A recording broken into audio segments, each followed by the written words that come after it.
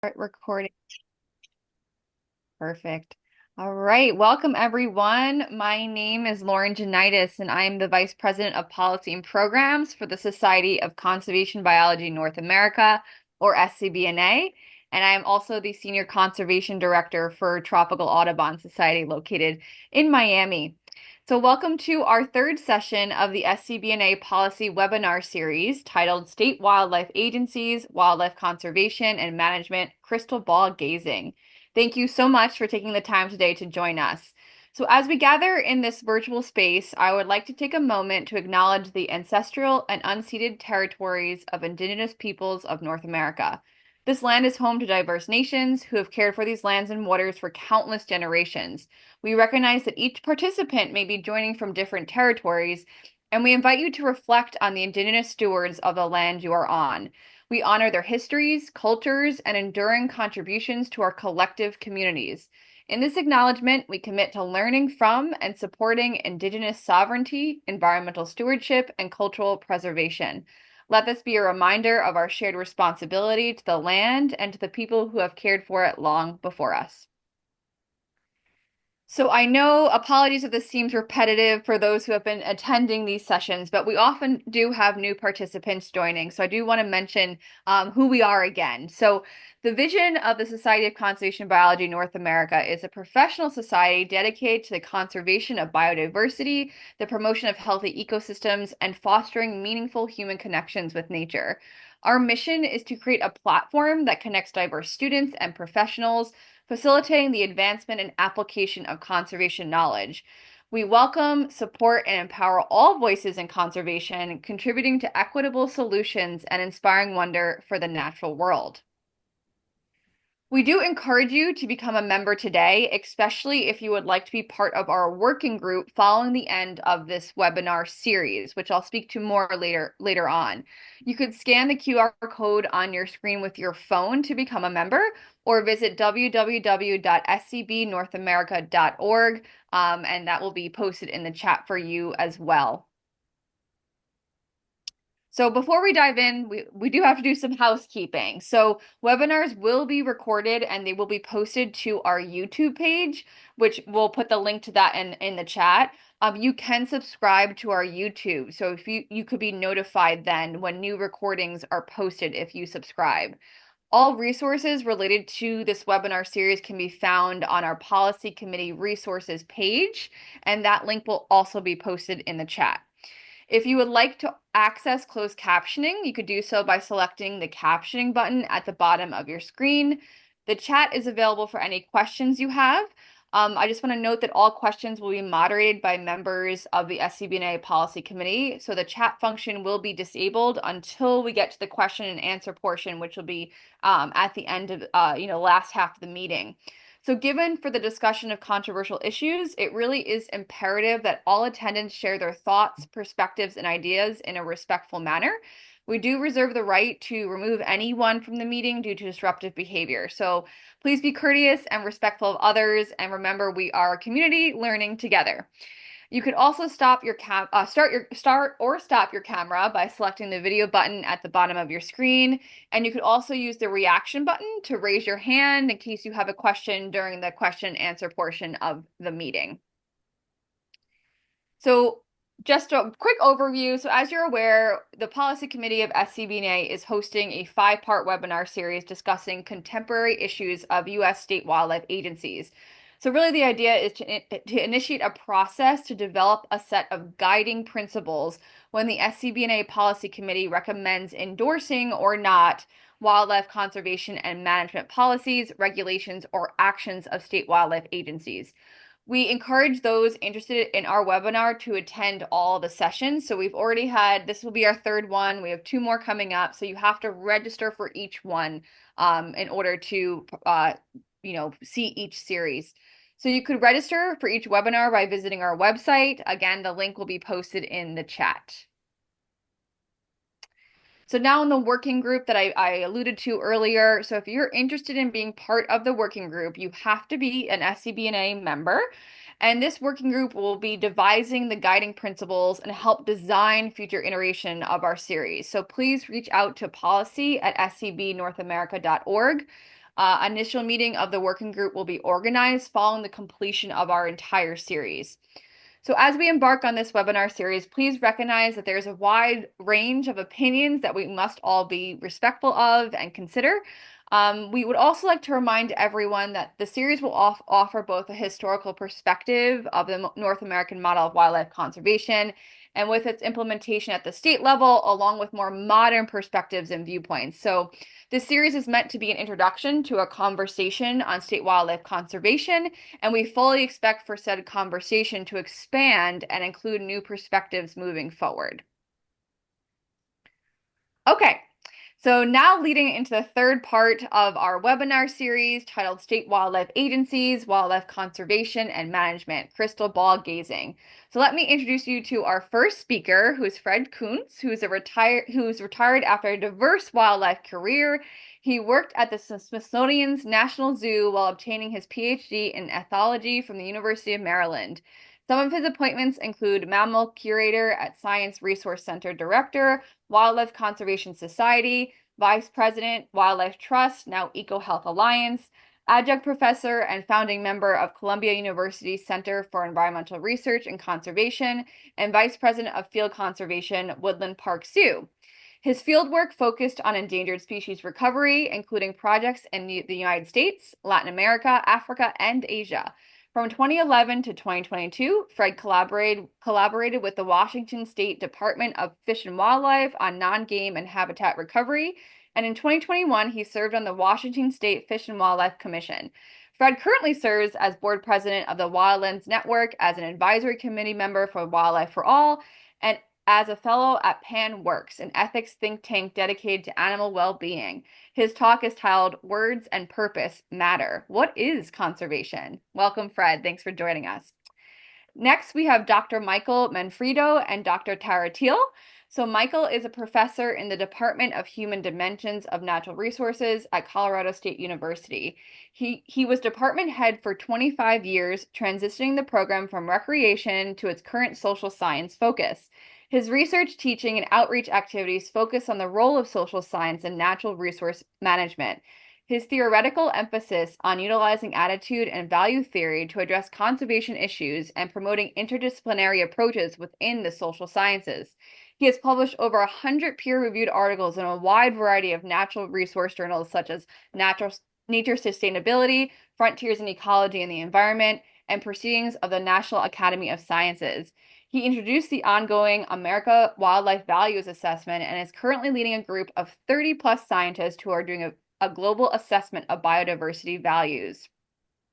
We also have Dr. Teal, who is a professor in the Department of Human Dimensions of Natural Resources at the Colorado State University.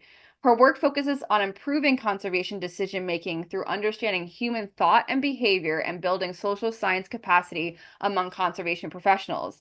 Much of her research has been devoted to examining human-wildlife relationships in the United States and globally, with a particular focus on employing concepts and methodologies from social psychology to study human values towards wildlife, attitudes, and behavior towards wildlife-related issues, and the social factors underlying human-wildlife conflict. She works closely with conservation agencies and organizations in the application of social science to inform their planning, management, and communication efforts. Michael and Tara's talk is titled The North American Model in the Context of Cultural Shift in the U.S. Welcome, Michael and Tara. We're so happy to have you. Our final speaker is Naomi Anderson. Naomi is an inspirational leader in the wildlife conservation community who is gifted at building movements of people inspired to action. She is respected for convening coalitions and motivating teams for success, as well as being an innovator in the field, creating new practical tools and expert guidance. As Senior Director for Wildlife Partnerships at the National Wildlife Federation, she leads their partnership with state wildlife agencies and other state-based partners to secure greater funding to prevent wildlife from becoming endangered, including legislative, communications, grassroots, and coalition-building elements of the campaign. Her talk is titled State Wildlife Agency Funding: How Can We Ensure Funding for All Wildlife and All People? Welcome, Naomi. Thank you so much for being here. And finally, we have Bernie Traviseri, our Director of Operations and Programs for SCB&A, and he will serve as today's moderator. All right, and I will stop sharing my screen. and pass it off to Fred. Thanks, Fred.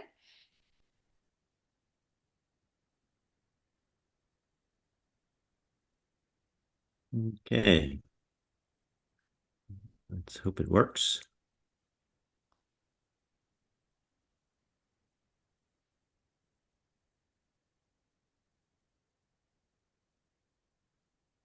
We see it?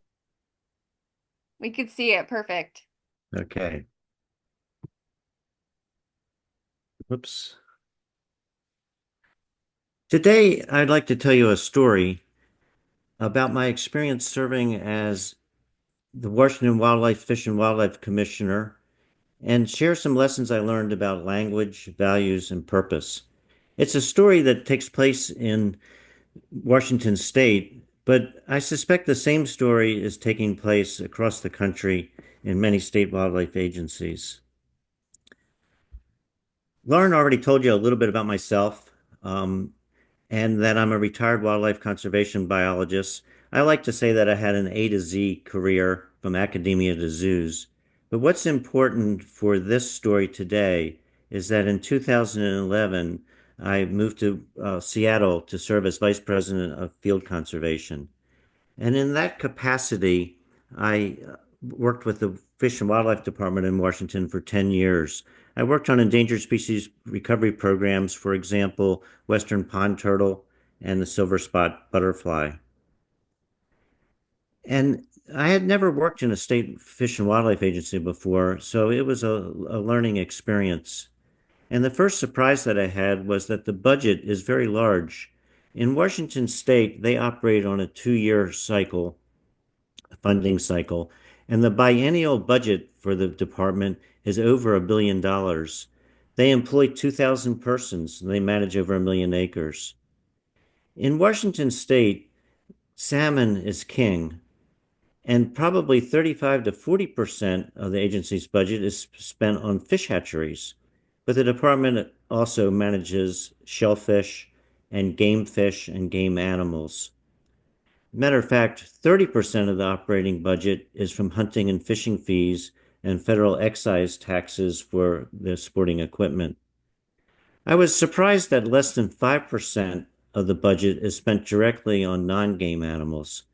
And so, really, it was because of that reason in 2016, I co led a meeting called the Washington Wildlife Leaders Forum, where we brought together for 2 days the senior managers of the department, along with a diverse group of the stakeholders, around the idea what can we do to improve the department? And I was especially interested in how could we improve the amount of work that's done for non game.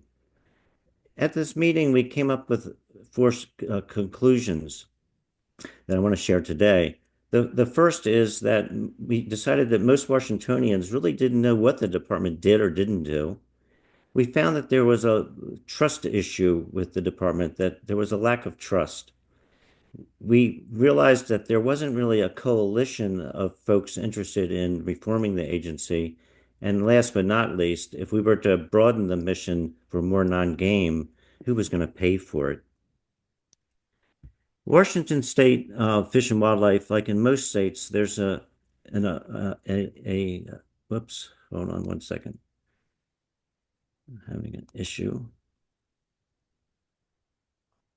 That's better. In most states, there's an appointed commission that oversees or advises the agency on wildlife policy and regulations. In Washington state, 9 commissioners are appointed for 6-year terms by the governor and confirmed by the Senate. I retired from the department from the zoo in 2017, but I kept engaged with the department as an advisor and an observer of the commission. Chapter 2, Commissioner Trials and Tribulations. Well, one thing led to the next, and in January 2021, Governor Inslee appointed me as one of the 9 fish and wildlife commissioners. Bad timing on my part. My first day, literally my first Zoom meeting, was on January 6th during the insurrection. And you'll remember those at that time, it was a difficult time to serve on any kind of commission or civic board. And so my experience was not a good one, and it was not a productive one. So I resigned after just 1 year.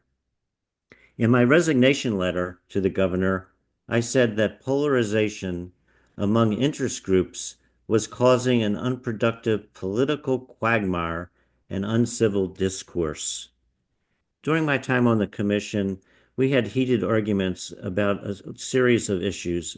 For example, spring bear hunting, lethal removal of gray wolves, and they're an endangered species in Washington that are naturally recolonizing.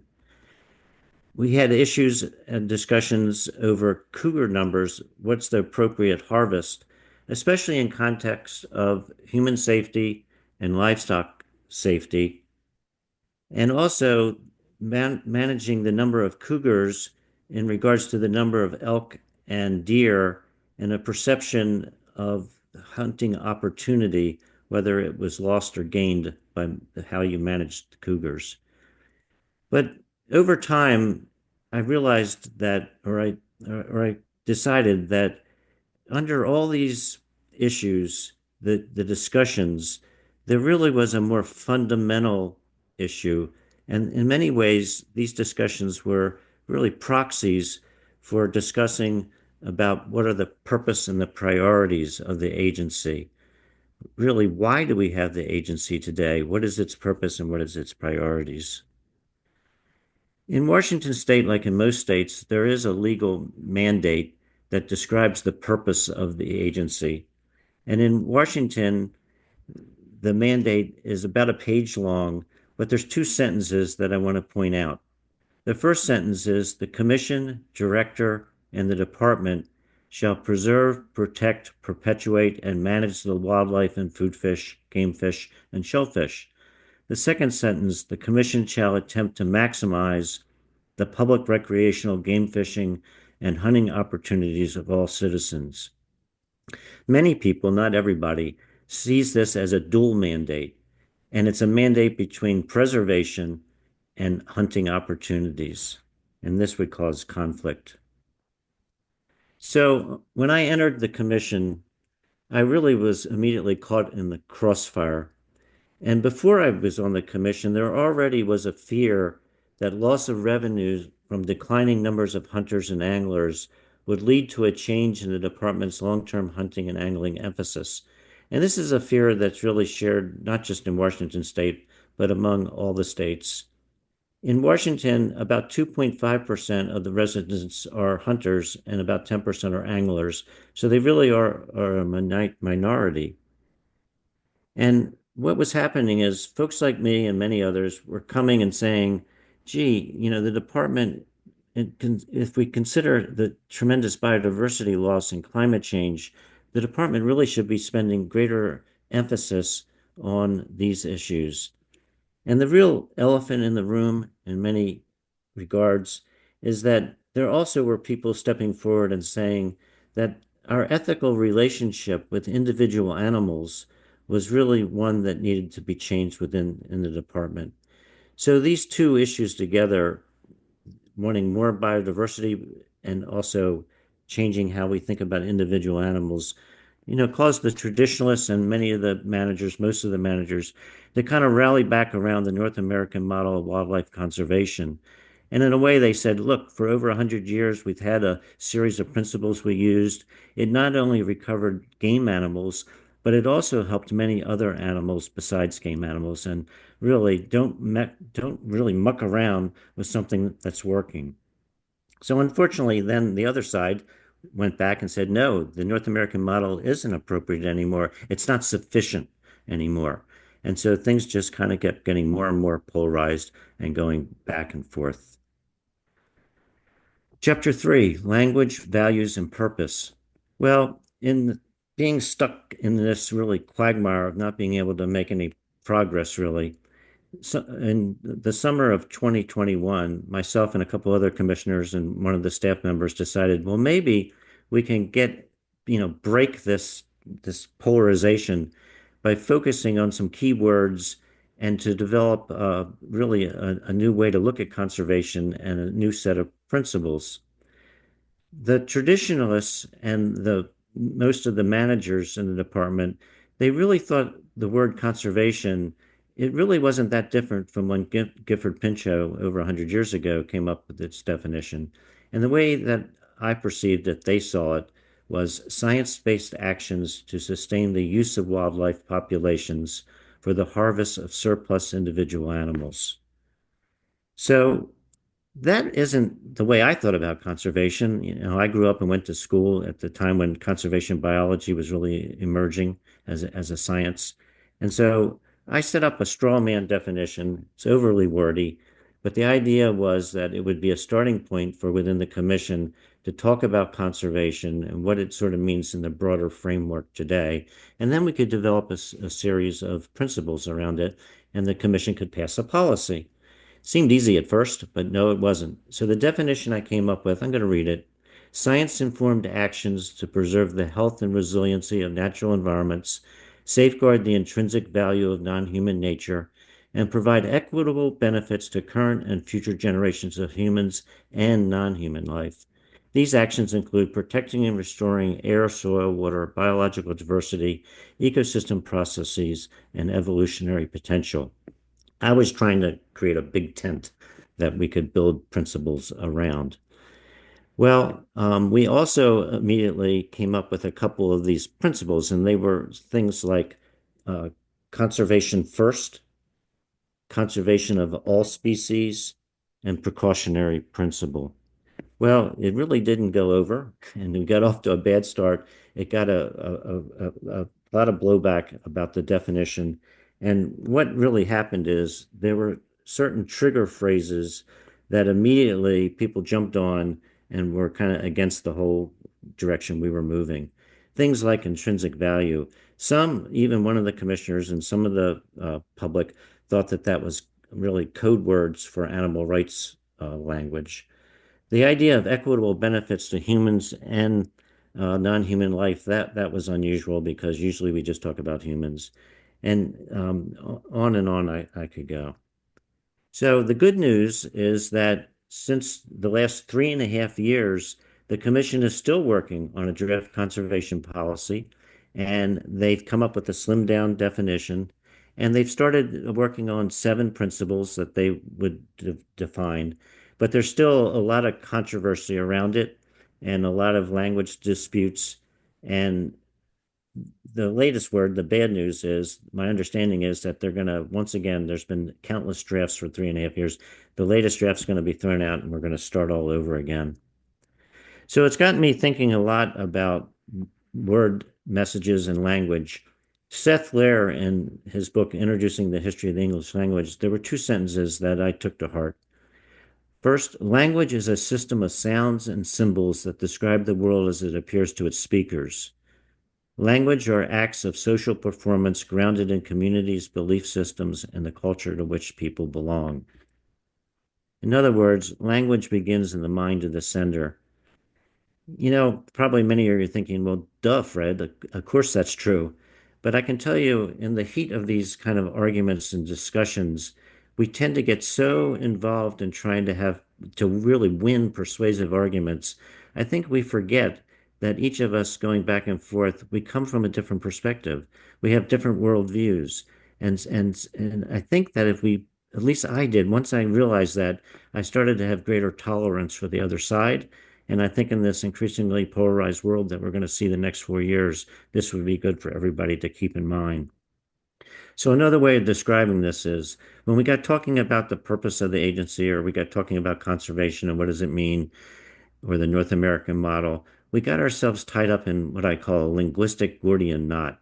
And that was because the different people involved in the argument or the discussions, they had different minds, right? And those minds are based on their experiences and their culture, their values, their purpose, their priorities, and their social identities.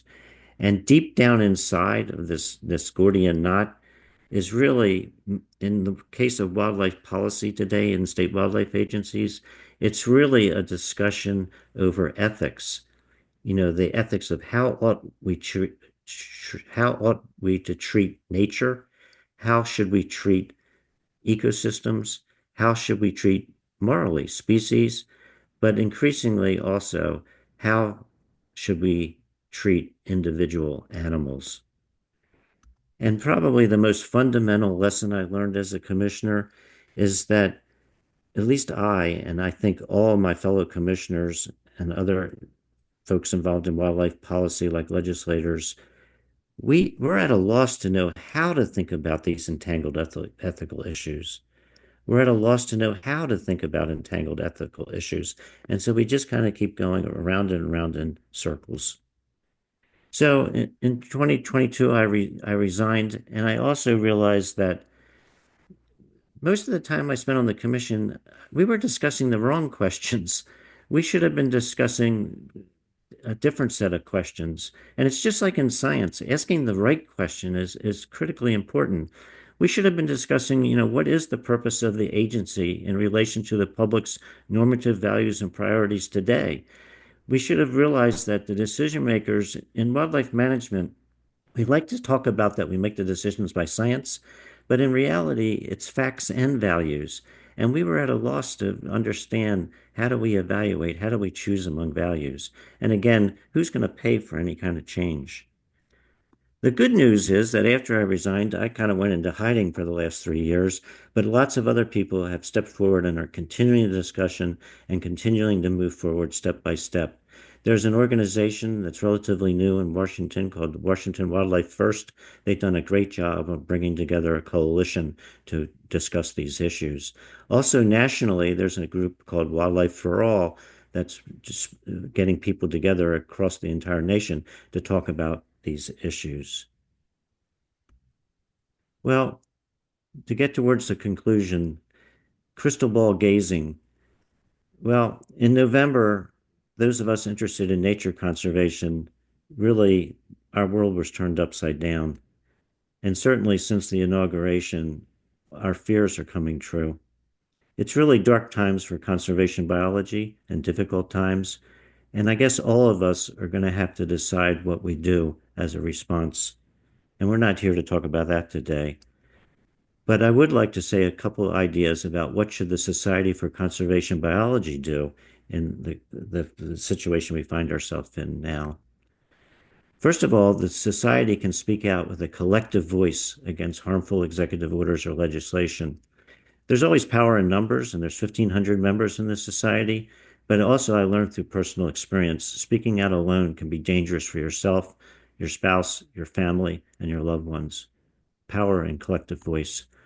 Members can join their state coalitions that are working towards agency reform. You can go ahead and do that. But some final ideas I wanted to share were that the society can really start to prepare itself for what I call better political times. There's a lot of homework you can do when times are not so good. For example, as Society for Conservation Biology, we should be exploring the relationship among facts, values, and policymaker so that we can explain that better to policymakers on commissions. We should understand the roles and the limitations of science in shaping contemporary values. Again, at the commission, we talked about science. We didn't talk about values. And then what is the limitations and the role of science in shaping contemporary values? We should equip our members with tools to help navigate the moral frontiers of conservation. And what I mean by that is the ethics of individual animals is really shaking up the entire conservation biology field. Compassionate conservation, for example. And again, most of us as biologists, we haven't been trained in ethics. And finally, to get to the conclusion, despite my failures at defining conservation and really helping the commission develop a conservation policy, I think it's actually better served if the Society for Conservation Biology did that, because then as we move forward in the future to revise state wildlife agencies statutes, we would have a professional group to rely on. And last but not least, I think also over the next couple of years, conservation biologists could get together and try to create what I call a forward-looking North American model of wildlife conservation, not really to replace it, but to augment it in how, as our viewpoints and needs about conservation have changed, what are the principles that would help state wildlife agencies to do a better job for all species? Thank you very much.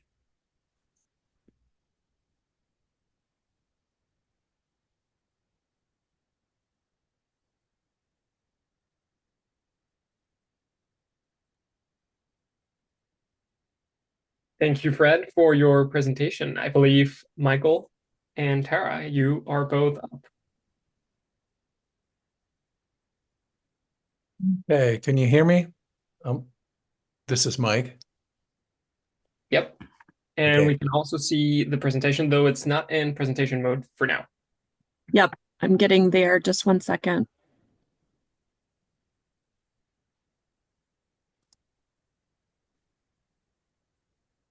there There. we go. Okay. Great. So I'm Mike Manfredo, and Dr. Teal is my colleague in this endeavor. In this presentation, we'll talk about the social and cultural backdrop that gave rise to the North American model and now render it anachronistic. I'll provide a little of the cultural context, brief. It's a lot of history we're going to cover. And then Dr. Teal will highlight the findings of our value shift work that's been going on for more than a decade. So the Americas, as they exist today, emerged in a remarkably short time period, dating back obviously to the 16th century. And as we look at what's unfolded in that time period, one of the biggest questions about the colonization period is why North America and Latin America ended up with such contrasting outcomes. The economy in particular, but it ripples through all of society. They're very different. And the people that have done work on that, institutional economists, for example, keep coming back to it's the institutions of the colonizing country and the foundational values that the people brought. And it's hard to disagree with that. Now, as has been written, I want to focus on obviously on Great Britain because that was the colonizing force in North America. There are many immigrants, but they were ended up as the colonizing force. So has been written, domination is at the core of British thought. Domination emerged at a time of the Lutheran Reformation, hence the religious depiction there. And it became embedded in Protestant cultures of Northern Europe, and it's attributed to be associated to the rise of capitalism, etc. It's articulated really succinctly in Genesis. I couldn't do a better job of saying how complete this is. It says, "Let humans have dominion over the fish of the sea, over the birds of the heavens, over the livestock, over every creeping thing that creeps on this earth." So that's pretty absolute. And it says what the relationship would be between the colonizers and the people and everything that they encountered. So by the end of the 1800s, of course, we know with this impetus, by the end of the 1800s, market hunting wreaked havoc on wildlife populations, rendering obviously some species extinct, some extirpated, others severely reduced.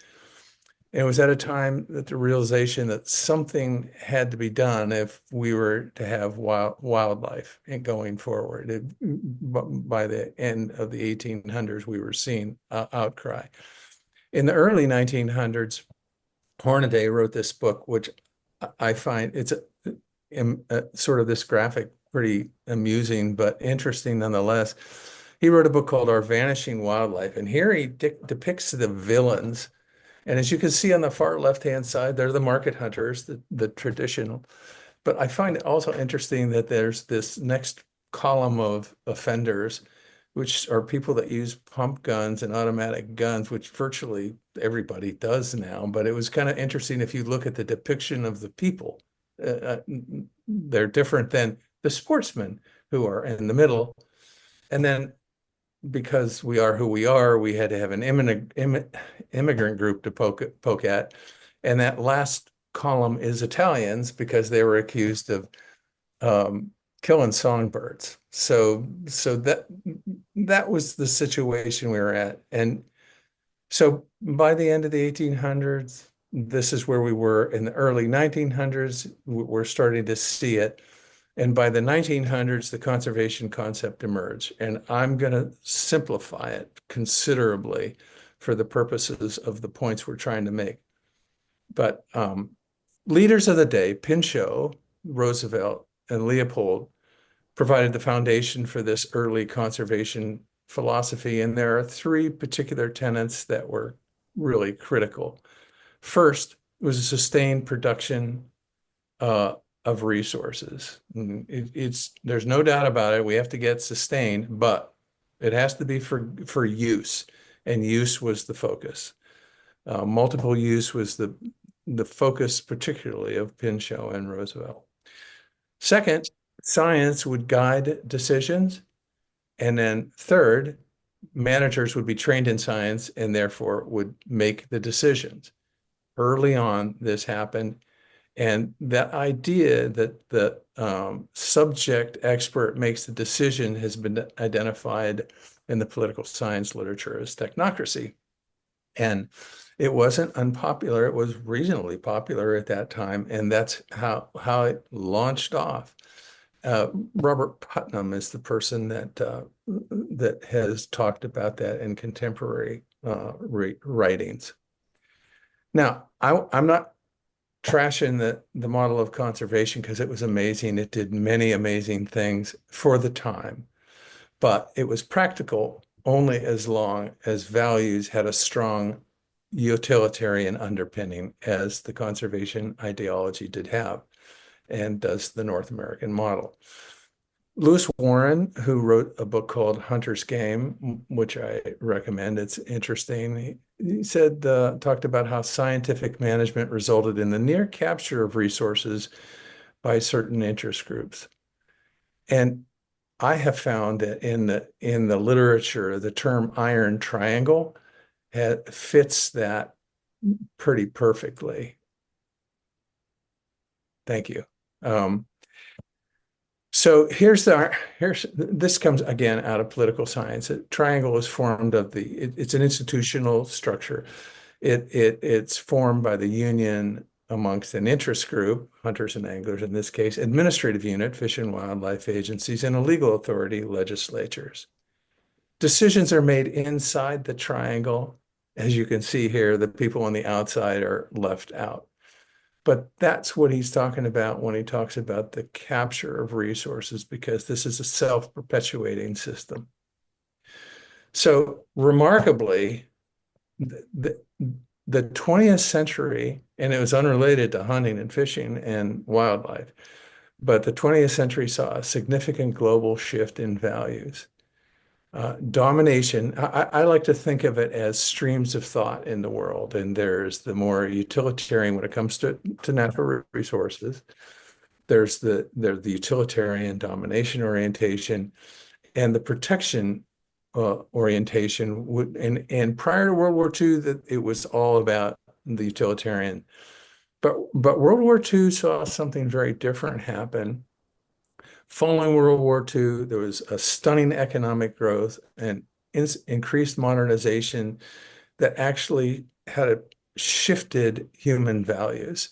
And that's rare. I have to tell you, we talk about changing people's values. They don't change. And I've written about this. They're very rare to change, and it has to be systemic change that makes that happen. Well, what happened generally was there was a shift from a focus on the needs for subsistence, putting bread on the table, to these higher order human needs like actualization, esteem, and belongingness. And that comes from the Maslow imprint on Ron Engelhardt's work, who did the work on value shift globally, because it had this change of not just material good, but how we think about what's important. And it's in that context and in that time of change that we see the shift that we talk about in how people regard wildlife. And I'll turn it over to Tara she'll talk about how our findings emphasize that. Great, thanks, Mike.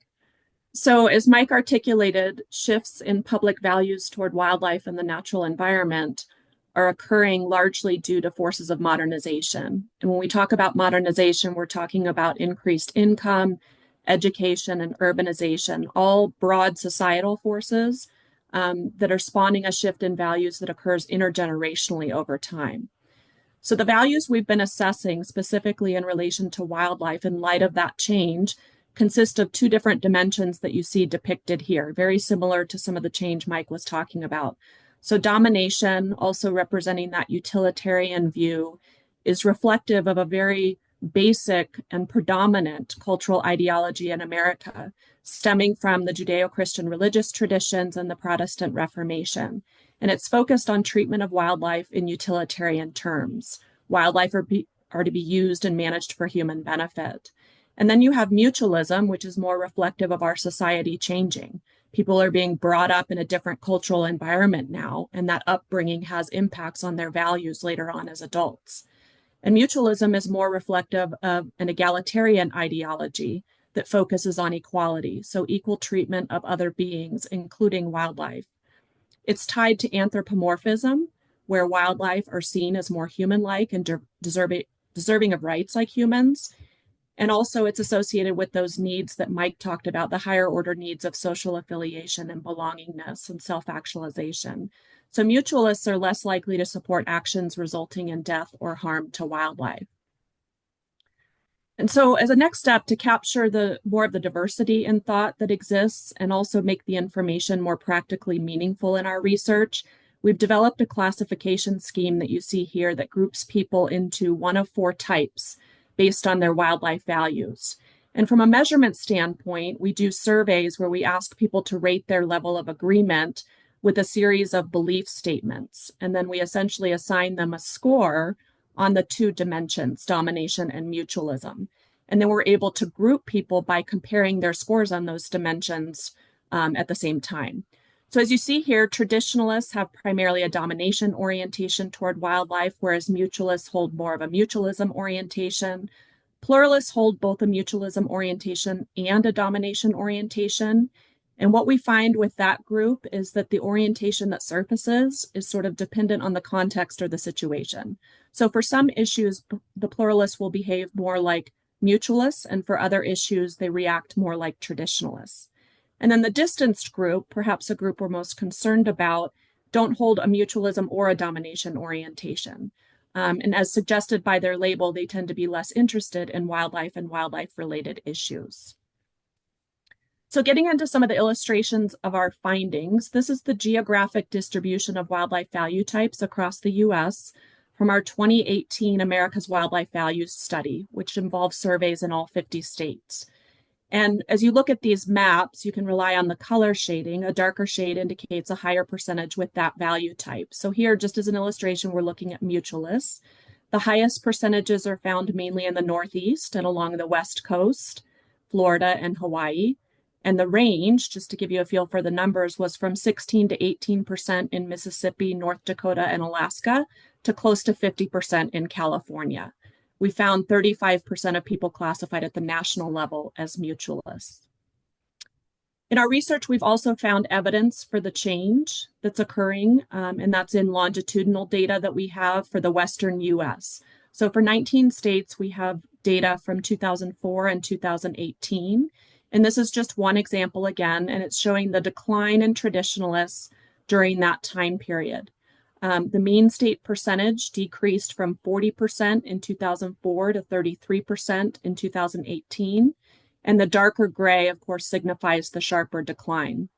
We found declines in raw percentages across all the states, except for North Dakota and Wyoming, which actually increased 2 to 4%. And not shown here was mutualists. The mean state percentage of mutualists increased across the majority of the states. So values are important because they affect attitudes and behaviors. So values information can allow for prediction across many issues in that regard. It also means that the shift that we're seeing is tied to changing management preferences and desired experiences. So here's just one example. It's a wildlife-related attitude example showing how values can translate into support or opposition for policy. And more specifically, we're looking here at the situation of human-wildlife conflict involving coyotes in urban areas, a growing problem in many cities across the United States. We see here that states with higher percentages of mutualists, shown on the x-axis at the bottom, have lower levels of support for lethal removal of coyotes that kill pets, which is shown on the y-axis. We also asked about wolves in relation to livestock depredation and bears in relation to attacks on people and found a similar trend. It shows how there's less support for the more traditional forms of management and also more social conflict over wildlife issues with the shift toward mutualism. So to add more to the story, and this came up a little bit in Fred's talk as well, specific to Washington, he was sharing, wildlife values also relate to levels of trust in government. So we asked about trust in the state government and the federal government, as well as the State Fish and Wildlife Agency. And we find that trust is higher generally for the agency, but the general trend is the same. So here you see that states with higher percentages of mutualists on the x-axis are less trusting of the agency, shown on the y-axis. But the story's more complicated than that. So interestingly, we also found that as the percent of mutualists in a state goes up, trust among traditionalists goes down. So mutualists are less trusting to begin with, but as mutualism rises in the state, the level of trust in traditionalists goes down, providing evidence of what we've referred to as a cultural backlash, where traditional stakeholders may feel more threatened as value shift occurs and therefore driven to push back. So these issues of trust can lead us into thinking about the culture and values of the agencies as compared to the public. So here's an example of results from a survey we conducted with state fish and wildlife agencies state fish and wildlife agency employees, I should say, as part of the America's Wildlife Values Study in 2018. We had 30 agencies that participated. So the results that you see here show a clear values gap, meaning a clear disconnect between the agency and the public values. So we found more traditionalists and fewer mutualists in the agencies, the blue bars on the left, compared to the public, the green bars on the right. So the agencies have more of a domination-oriented culture, which makes sense given the historic traditions of the wildlife profession in North America. But of course, this creates challenges in working with the public. So to conclude, I just wanted to share with you some key questions about the future that are relevant to our long-term research, and I think they link up to the other speakers today as well. So first, how do agencies adapt and remain relevant in the face of societal change to an increasingly diverse constituency? What are ways for them to more effectively engage new audiences while still being responsive to the needs of traditional stakeholders? And then how can they garner broad-based support to ensure sustainable funding exists in the future? And arguably, response to these questions and underlying challenges begins with an understanding of the social and demographic changes that are taking place and how those changes are impacting public values and how different people think about wildlife and the natural environment differently.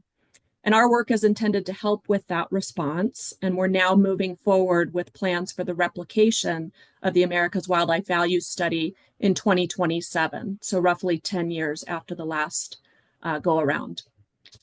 So I wanted to just share with you our email addresses and also a website that we have for this effort where you can download the national report as well as the state and the agency employee survey reports. There's an interactive map on there that you can click on, but certainly please reach out if you're interested in learning more from us.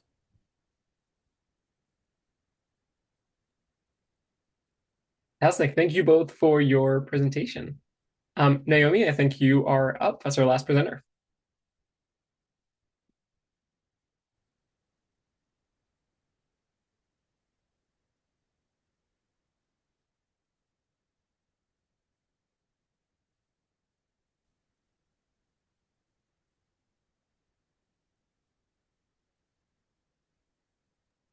But we can hear you. Okay. There we go. Right? Okay, sorry about that. Hello, everybody. Really glad to be joining you. Thank you very much for the invitation. And it was so interesting to hear the past ones and to hear it today, even though I've heard some of it, but it really helps to hear it again. So thank you very much.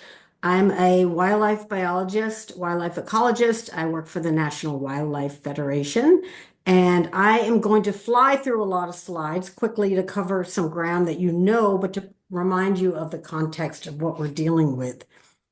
So we know America's wildlife is at risk, and that it's in every, that monarch decline has really awakened people's attention to this, that it's actually not just a few species that they may never have even heard of.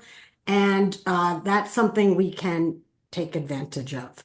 But it's been the birds, which also was a big deal. People really understand that not as much as the monarch maybe, but that there's some declines in our birds.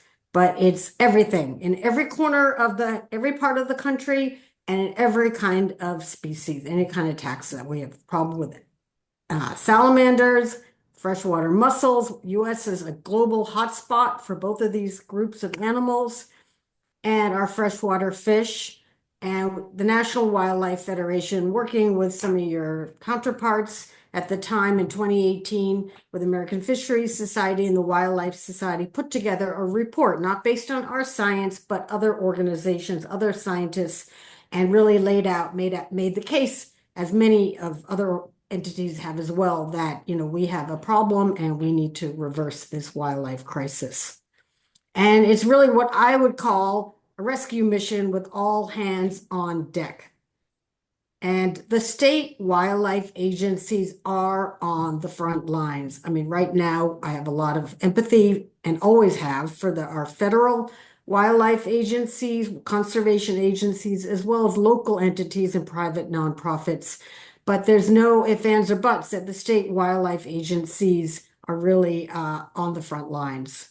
And they employ thousands of biologists, manage millions of acres of land, have very often close relationships with private landowners who manage, not purposely or indirectly, much of our land. And they all have state wildlife action plans, which are a blueprint for all the entities in the state to help prevent wildlife from becoming endangered, and are all in the process of being updated for 2025. And I'll do a shout out for a future webinar that you're going to be hosting on that.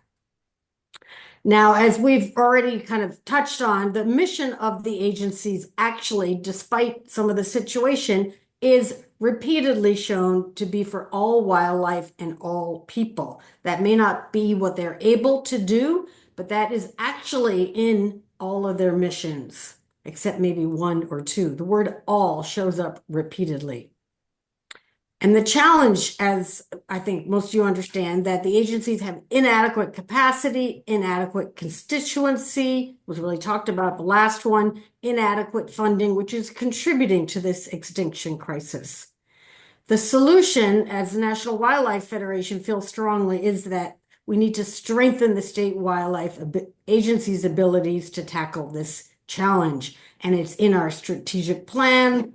And we specifically believe, this need to dramatically increase the capacity for proactive management and recovery for the full diversity of fish and wildlife by increasing the funding while reinvigorating the approach, focus, and culture of the agencies to include conservation of all species and all wildlife. The wildlife funding is what I was asked to talk about. I have a lot of ideas and opinions on all the other parts, but I will say that we all know money makes the world go around. And I'm going to talk about money. And again, I know some of this you all know, and has been touched upon, but in general, the history is that hunters and anglers have provided user fees to the state wildlife agencies, which have fueled a great many success stories around conservation. And it often is called user pay, user benefit. And that's where I think we got stuck. This user pay, user benefit approach did work for a long time, but it cannot address the challenges of the next 100 years. Limited funding, limited engagement of people, and limited species attention. The vision for the future really is, as I just said, covers, and as Fred talked about, Mike and Tara talked about, it's really a whole package, but funding definitely is a part of it. And the funding really needs to be significant. The magnitude of the solution must match the magnitude of the problem. And the National Wildlife Federation, with many other groups, put together campaigns to address this, to get robust, reliable, dedicated, hundreds of millions of dollars back to state wildlife agencies, with the Teaming with Wildlife campaign, the Conservation Reinvestment Act, which led to a new federal program called the State and Tribal Wildlife Grants, which has actually provided more than $1 billion back to state fish and wildlife agencies over the last 20 years. And because of that legislation, every state is required to do a state wildlife action plan. The current funding is estimated to be, to implement these wildlife action plans, $1.3 billion a year. But federal funding for state-led proactive conservation is really around, the state tribal wildlife grants is less than 70 million a year divided among all the states, territories, and the tribes. And so again, the idea was to change that dramatically, and the introduction and subsequent campaign around the federal Recovering America's Wildlife Act is and under many, that's the most recent version of all those other campaigns we talked about. And the intent is to get 1.39, almost 1.4 billion in dedicated annual funding back to states and tribal wildlife agencies. And if we were to achieve this, which we hope it will be reintroduced in the next month or two, to be determined, but we're working on a bipartisan effort, the money would transform what states have for non-hunted and fish species. Look at Iowa, we go from 625,000. That's what they get, which is anybody who works in real money, real conservation, that's like 2 good projects, right? Maybe. And they would get 15 million a year. It's dramatic, the difference. And that's the scale we need. And for the tribes, it's very, very significant. And they're a big part of this campaign. So I'm not going to go into this, but there's so many good examples of what agencies would do with the money if they had significant funds, and you're familiar with this. The issue is what is going on at the state level for funding. Now, if we got this federal Recovering America's Wildlife Act passed, the states would have to match it with 25%. But if we don't ever get it passed, I'm not the one to say we won't, but if we didn't, we need the state funding regardless. And so our current funding for almost every state wildlife agency is what I like to call a bake sale approach. People do not realize that, but our funding is primarily voluntary, and less than 10 states have significant funding. We need robust, reliable, diverse, and public financing. So these are very specific pieces of this that I'll talk a little bit more about, but I'm going to show you some examples of states that have been significant. Several states here, 1, 2, 3, 4, 5, 6, 7, maybe a little bit more now, have dedicated funds, which means they don't go through the annual general fund process that a state government might go through. This money comes automatically to these states. And in Georgia, they had a ballot initiative. These were mostly passed on ballot initiatives where the voters got to vote, which ties back to the studies we just saw. People want to support wildlife. And this fund takes the existing outdoor gear sales tax that goes into the state. And in this case, it's on sporting goods stores. Anything they sell, I didn't realize this, but even gum or all the baseball gear I've bought my son, all that stuff, like in a Dick's Sporting Good, not just REI and, Bass Pro or something, any sporting goods store, they get 40% of that existing outdoor gear tax. They're actually about to get legislation introduced in Georgia to up it to 80%. Virginia does the same thing. They've dedicated a portion of their existing sales tax. So it's not an increase, and that is translated in up to 13 million going back to the agency. And Minnesota, Arkansas, Missouri are all examples where they did ask for an increase in the sales tax, again, by ballot initiative. And it's a dedicated fund. The money comes automatically every year. Some of them have had to renew it, but it's long-term and it establishes robust funding, not just from a user pay, user benefit. Louisiana Outdoors more recently and Mississippi have also created not dedicated, but they've created funds, and they go back into conservation. Lottery Lottery funds have been popular, not so much time when there were new lotteries being established. Speeding fines seems very relevant when you think about wildlife. Real estate transfer, that's another one that could be very related, but some of them aren't related. Some of them are just opportunistic. Marijuana. Montana got a portion of the marijuana tax, a new tax, because that's become it's become legal in so many states, and that's new money coming in. But I personally believe that general funds are great and important because it recognizes that all benefit and all should pay. It's more inclusive and reflects the needs of all people. And people think their taxpayer dollars are already going to that. Oregon, as much as 9%, but something like New Hampshire, only 3%. But the new example is Washington, including our affiliate helped lead this Washington Conservation Northwest. I almost said the wrong name. They actually got general funds and focused 24 million and then up to 31 million soon. And it's focused on implementing their state wildlife action plan.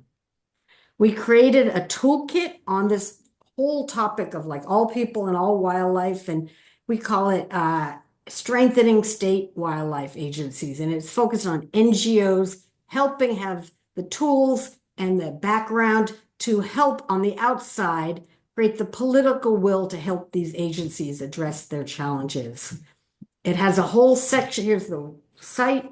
There's a whole section on funding. It's a whole big section with all the information we had to date. We need to add more, including legislative language, case studies, mechanisms, and the pro and con of getting a state funding passed. It has all kinds of information about leading a campaign, and we encourage you to take a look. I'm going to close by just saying we know the money matters and that when you have the money, look what you can do. We can get return on our investment. We've been able to have a lot of successes. I mean, Delmarva fox squirrel is an example where it's endangered. It got delisted. Chiricahua leopard frog, they were using their state wildlife grant money. They were able to get rid of the invasive species, the bullfrogs, and they were able to translocate thousands of eggs, and they got a 400% increase in detections. I mean, we can do things on the ground that will save our wildlife. The Carter blue butterfly is another great example. They now have more than 35,000 in the state of New Hampshire. And as part of all of this, we can really, the reason why I believe it should be all people is that we want to strengthen the conservation movement, as was already described, to reflect the needs of all people and to unite us. I think as Fred really touched on well, to be a force to help people and wildlife together. And that, we all love wildlife, and the birders, the hunters, the anglers, the gardeners, the hikers, we can together make a difference and get our wildlife agencies in the shape that they need to be in to recover and address our challenges. And I'd like to show this, as a picture of my son's school back when, showing up at the Capitol. They don't even let you get this close anymore sometimes, a lot of the time. But we only have one home. And despite the concerns about the religion that were raised, Pope Francis has been really clear that it's time to address nature and save it, and so have all the religions. It's really, actually, the faith community is becoming a force for conservation. And, we can be part of helping make a difference here and helping these agencies be all they can be. So thank you. I look forward to the discussion.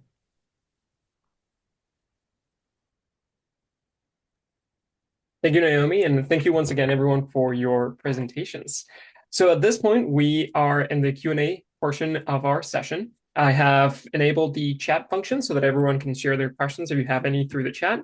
Otherwise, you can also use your React function at the bottom of your screen to just raise your hand, and I will call on you to state your question. I will do my best to moderate between folks that have raised their hand and those that have shared questions via the chat. So if you don't see me picking on your questions for whatever reason, just remind me, either share it again in the chat or raise your hand again so that I make sure to call on you.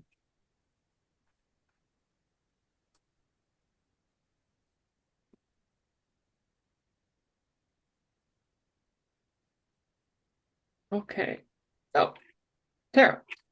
We have just one general question. Can you define pluralist once more? Sure.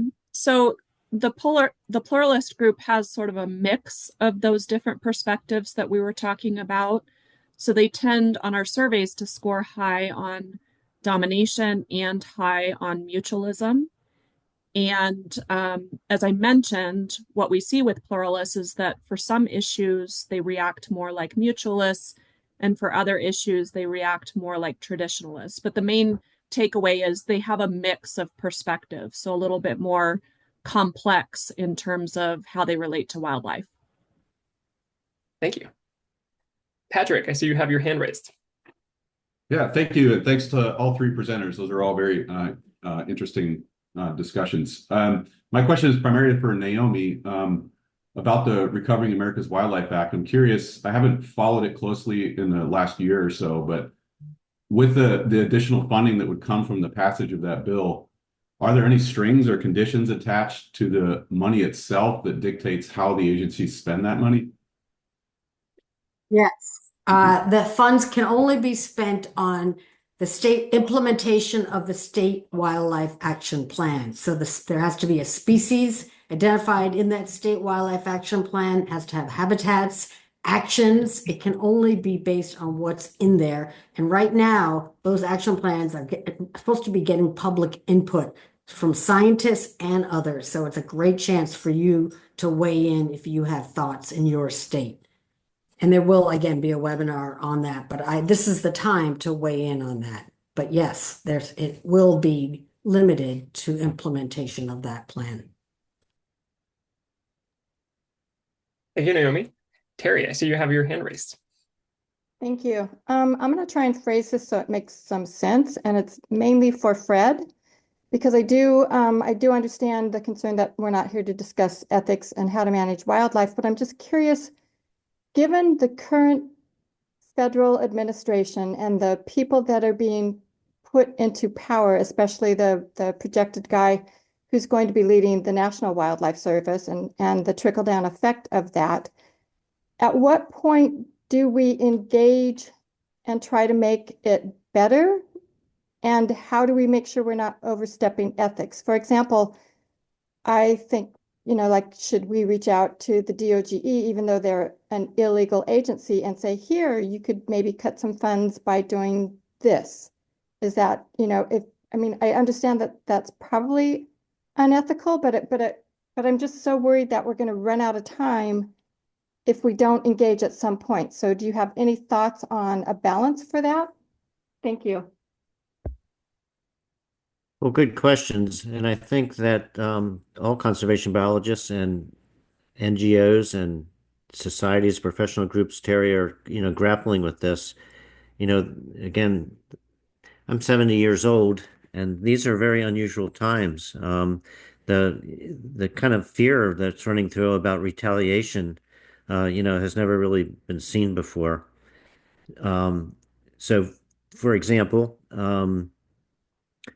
my hunch is that we need to find collective groups like the Society for Conservation Biology that will speak out when they see executive orders and legislative actions that are detrimental to the progress we've made really over the last 50 years at least.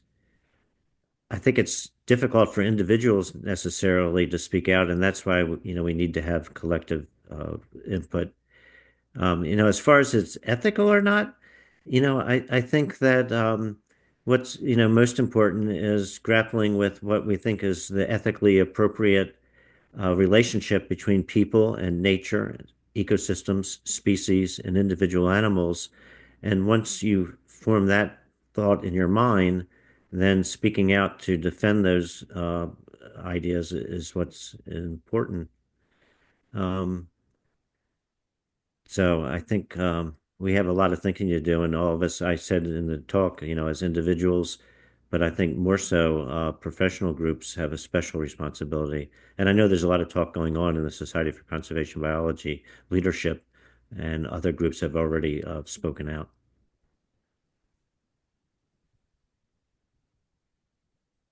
Okay, I'm going to go with one of the questions in the chat.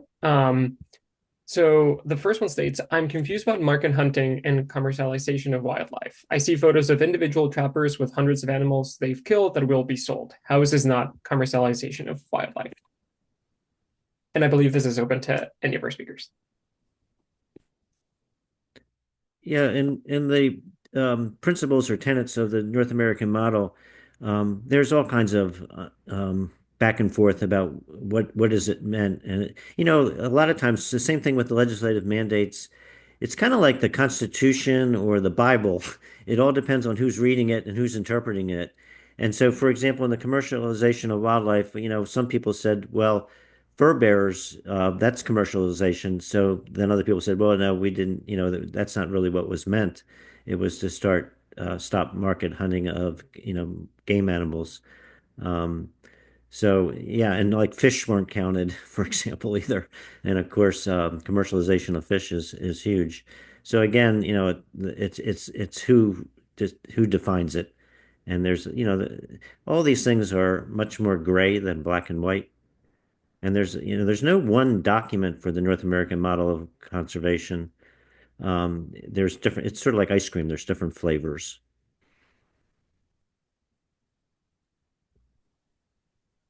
Any of our speakers want to add a little bit to that, or should we move on to the next question? Okay, I'll attempt to combine two additional questions that came in through the chat. So the first one, as Tara made clear, state wildlife agencies are already horribly out of touch with their constituents. How is giving them more money going to correct this misalignment? And as a follow-up, as a wildlife advocate, why would I support increased budgets for state wildlife agencies that ignore all voices but hunters, trappers, anglers? So very similar questions about increasing the budget. I guess I'll say something about that, and then I might ask Mike to chime in.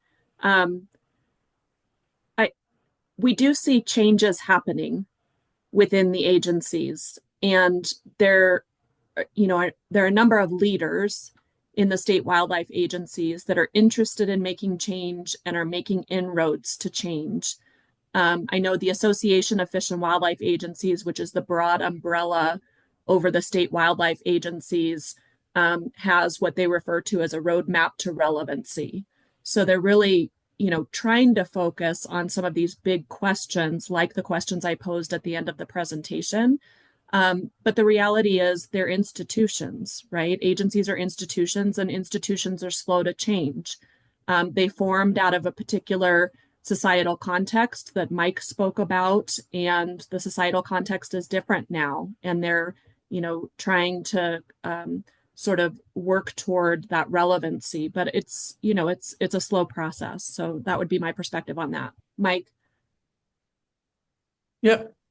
Thanks, Tara, for bringing that up. I think also, we after our work, we get asked, what do we do? Like, how do we respond to this? And it's not like we have that answer, but one of the things we looked at was organizational change. And it's because the kind of change we're talking about is so systemic, it's intergenerational. It's almost certainly intergenerational. But what we found in working with directors, because we've had a few different meetings with them to talk about org change, they know it. It's not like they don't agree with it. They know change is necessary, but as Tara said, this is just so integrated into the way we think and talk and everything about it. So it's going to take time. To give an example, we did a systems map of organizations, and then talked about the things that would be leverage points to get the change. And one of the areas, and if you know Sarah Parker Pauley, she was the director in Missouri and a super smart lady. It was like, it's got to be in the hiring. It's like we have to start there in getting people that, even if we start with like they're more receptive to what mutualists say, so that we could hear other people. Right now, we're not even hearing these other people. So I know we did work on, what are the best practices for hiring and retaining people, because that's the other side of it. Once you get in an agency, it's a powerful, influence on the individual's thoughts. So there, I just want to emphasize what Tara said. Like, it's not like it's not known. There are questions about how it's best to be done because it's so deeply held across so many people, and it's going to take time. So, Naomi and Fred, please chime in. Go Yeah, ahead. I'd like to say that we have to create on the outside the external political will. We need to talk to state legislators, commissioners, directors. They have to, the more people who come in and tell them this, some states, even some that are listed on here, tried to make change and bring in a big tent coalition and try to get more money for more capacity. And somebody went around back end around them and got their commission to stop it. And this director ultimately got let go. And so we need to be that public support and create that political climate, create the political will. And look, these agencies are the only ones with the jurisdiction for fish and wildlife. If you don't work with them and try to help them make this change, there isn't another agency with the legal authority. And I know that was covered a lot in some of your other presentations. And I think we just have to help them do it. And I understand that I see the coyote suggestions, but I think we have to think of all the wildlife out there. It's like we have songbirds and salamanders and butterflies, all those other things in trouble, and that in New Mexico, they're working on a huge bill. It's the animal protection groups and the hunting groups together. They figured out if they join forces, they're going to make something happen, and they are. Because when we're fractured, nobody has to pay attention to us. That's what legislators, they don't care. Like if we're fighting amongst ourselves, they don't have to do anything because we're already creating that problem. And if they know people are united, that makes it harder for them to ignore us and not take wildlife seriously. So I just think we have to think about where can we still, and I do think funding will transform the wildlife agencies. And that is also related to commission appointments. It's easy now to be like user pay, user benefit. Why should anybody else be on a commission? Because you're not part of paying. So we have to break these cycles and we have to go at all of it, and we can make a difference. I completely 100% believe it. And there are directors who want to make the change. I want to just Thank you. sorry, Naomi. I just want to build on what Naomi was saying and share an observation. In Washington State, when wolves started to recolonize around 2008, but it got going in 2011 with a wildlife management plan, a whole new audience of people started paying attention to the agency. Okay. And they had a different perspective than the traditionalists. So I do think that if we get the funding is not the solution, as Naomi said, but it's an important element. But I think one of the best things about the funding would be it's going to bring a whole new audience that are going to want to know how this money's being spent, what's happening. And it's again, in a democracy, it's all about who comes and goes to the meetings and who speaks up. And I think the new money, the best part of it in some ways, is that it will bring a new audience to paying attention to what these agencies are doing and what their priorities are. Thank you all for your answers. I'll attempt to combine a couple of other questions in the chat. So I believe a few of you alluded to this, but should we perhaps focus on work on making changes to appointments to different state wildlife agencies to ensure a more representative mix of members to those agencies or commissions? And sort of related, how can wildlife advocates best communicate with current commissions, given that their current members hold a more traditional conservation perspective? And this is open to everyone. Go ahead, Mike. I'm going to rephrase I think the problem isn't on the side of those wanting to be heard. It's that they're not being heard by agencies because they don't want to hear it. Like if Like if you deal with someone that's strong animal rights, like if you just automatically dismiss whatever they want, that pushes them away. They're not going to be your partners if you disregard what they say. The question becomes, how can we listen and bring them aboard because we listen instead of how can we help them get our attention? Sorry, I think it's the agencies that need to learn how to listen and then deal with multiple perspectives. There's not just one perspective. So that's my sense of that.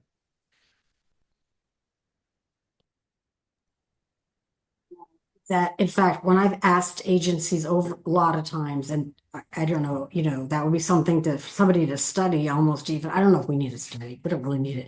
But I do like that most people who are gardeners, birders, hikers, paddlers, aren't hunters and anglers, don't come to the commission meetings. Repeatedly, I've asked the wildlife diversity people, like, who are your advocates? And they're like, nobody. I mean, they feel very beleaguered. They feel like the orphans in the agency, and oftentimes they are. They have a huge job and they're like maxed out. And they said people don't. I mean, so I don't know. I just want to say, like, people aren't showing up. And I know some people have said it's not worth it. Like we've seen in the chat, it's not worth. Why would I come? They don't care. But I think, as Fred said, that is we're lucky we have this democracy process, and people should show up and say things. But I do think if enough of us do, they have to listen. It's public. These are public meetings, and we should be using that as an opportunity. And it doesn't have to be confrontational. It can just say questions like, how is the wildlife action plan being updated? How are you going to fund it? Like raise questions and then say, we want that. We will help you do that or something, just try to get in the door. So that's my take on that people actually aren't showing up. Yeah, building on that, I think it depends on the state. But my experience as being a commissioner in Washington was that the commissioners, usually are volunteers, often retired people like myself, who, rather I should have stuck with pickleball, but, I decided like this is something I could do in retirement. And the trouble is, they're not really trained in how to deal with this sort of clash of values. And the tradition in wildlife agencies and commissions is we focus on the science, and we're making decisions based on science. But of course, the reality is the decisions are made on really a combination of facts and values. And we don't really have the training in how to again, you've heard my presentation, it's just like this entangled mesh that we don't really have the ability. I tell my academic friends that are in wildlife management, I say, go across campus, and if there's still a philosophy department at your university, hang out in the philosophy department, because those are the people that really can tell us about how you think about entangled issues like this. So that I think that's important. And one other thing about the states that are change subject, the states, namely, that don't have people showing up, I get very frustrated because I find that some of the major nonprofits out there in conservation don't want to get engaged. A lot of academics don't want to get engaged. And I think they do. This is, again, just total opinion. I think they do the political calculus and they decide, these fish and wildlife agencies, they're really still the fish and game department, and sort of focus on other areas of conservation. It's a big world out there. We can have land trusts, we can do other kinds of things, but it's not worth the trauma of getting in there and doing the hard work of having hard conversations. And I think legislators in general, my impression is they too, really the worldview is that they're really fish and game, and they're regulating game, and it's been successful for 100 years. And all this other stuff, we take care of it other ways. We give out grants, we do this, we do that. And the trouble is, as Naomi said, state wildlife agencies, that's really where the army is. 50,000 employees, $7 billion together collectively. Like, to give you an example, the U.S. Fish and Wildlife total budget is $1.5 billion. The state agencies together is closer to $6 to $7 billion. Imagine if we changed it's an army, and if we changed what their the beat of the drummer that they're marching to. Imagine what they could do. And anyway, sorry, I'm rambling now, but it's so frustrating because it's like that's why I got into this. It was once I discovered, just by coincidence, that I started working with the agencies. It's the potential that they have that's being wasted at a time when the environmental crisis and biodiversity loss is just demanding that we change these agencies. And that's why certainly in the minority in Washington state, but that's why I concentrate so much on the legislative mandate.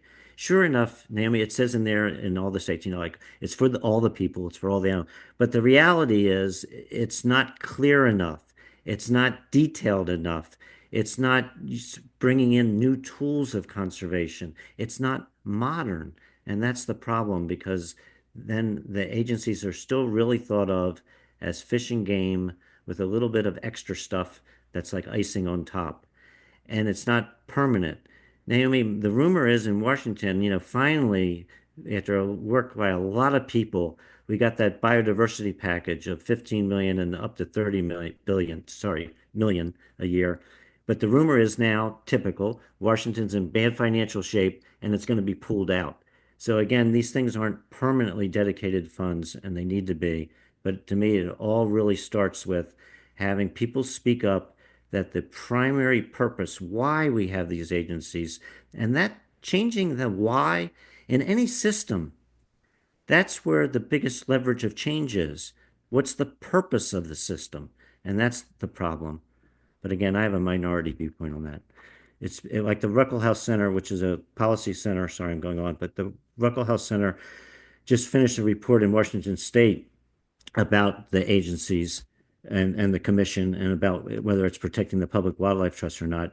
And when they got to the mandate, they said, oh, it's too political. Like, don't go there. And everybody tells me, Fred, don't go there. It's too political. We can't have that conversation. Well, sorry, folks. It's time that the adults got in the room and figured out how we can change the purpose, how we can clarify these agencies, and we can move forward.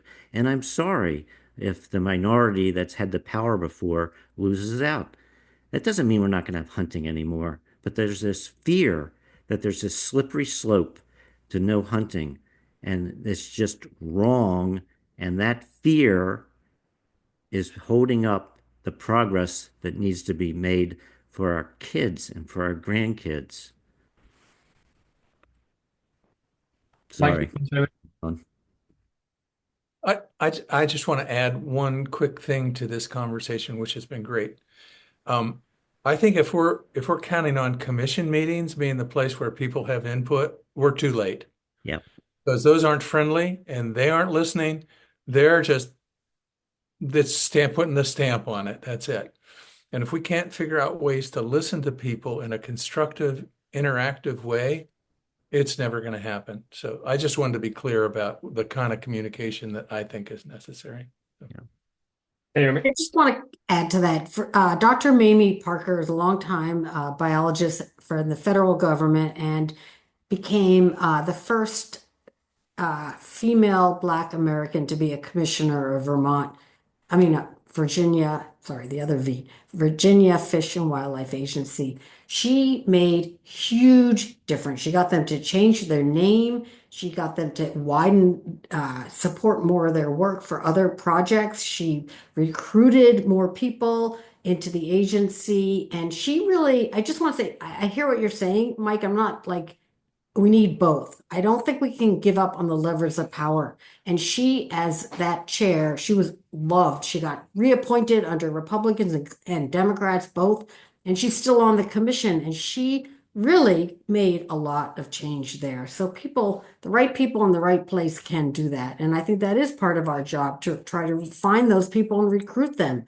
And they tried to recruit her many times and she kept saying no. And I know that's true in other states. People have said, I don't want to be on a commission because all you do is hunting and fishing and that's not my effort. But they missed that point that they could actually be on that commission and make the change. So I think we need to do it go at it from several ways. Thank you. You all, that was a really interesting thread, and I appreciate everyone's opinions and perspectives on that last set of questions. I know we are at our 1.5 hour mark, but I would like to just take a moment for one more question. I have a feeling, Mike and Tara, this might be directed to you. And it really features educating the next generation of conservationists. So the question is, do we need to change the curriculum of training wildlife biologists to become more mutualists? Or to become mutualists in order to change the way that state agencies work? I'm guessing, the pipeline in training the next generation of wildlife biologists as they go to work for state agencies. And sort of as the other side of that question, is this already happening? And if so, in what ways? Yeah, so I'll take a stab at it and then Mike can chime in too. I did drop a link to a paper in the chat that we just published on that topic. And it's basically about training the next generation of wildlife conservation professionals. We identified in that organizational change effort that Mike led, where we were working with agency leadership and other participants to try to identify leverage points in the system. University education was identified as a leverage point. So we absolutely need to be thinking about ways to train that next generation. And so we worked together with a team to identify areas of competencies. And in that paper, we articulate those as hopefully a guide, not only in, possible practitioner training programs, but more importantly in university education systems. And I know at CSU, at Colorado State University, we're using that paper to help develop a new minor. And we're calling it right now the Conservation Social Sciences, but basically a new minor for students that are enrolled in the ecology and conservation biology and natural resource management programs. But that's just one example. And in that paper, we articulate those different competencies. But it's really important that, our future generations get the training in some of those skills, some of the more soft skills, communication, working with stakeholder groups, how to navigate conflict management, those kinds of things that previously weren't part of a lot of the wildlife biology and even conservation biology programs. So yes, absolutely. Mike, did you have anything else? No, no, that's a great paper. So that's already been cited and talked about in the chat, but also that paper ends up with another package of articles that came from that meeting with agency leadership. I don't know, there's maybe 3 or 4, maybe 5 articles there if you're interested. And the citations right there in what Tara's posted. So yeah, and it was in one of SCB's journals, Conservation Science and Practice. Best of all. What a coincidence. Well, I think that is a good place to end today's session. Thank you once again to Naomi, Fred, Mike, Tara for being here today and for your presentations. As a quick reminder to everyone, our next session will take place 2 weeks from now on Thursday, February 27th. It's going to be focused on wildlife agency decision making. So I encourage everyone to sign up for that session on our website. And also, I would like to ask everyone who attended today to take a few moments to just fill out our post-event survey. I have included a link to it in the chat, so everyone should have access to it. And again, thank you all for being here and for your questions and discussions. And I hope to see you next time. Thanks so much. Yeah, thanks, Bernie. Thanks, everybody.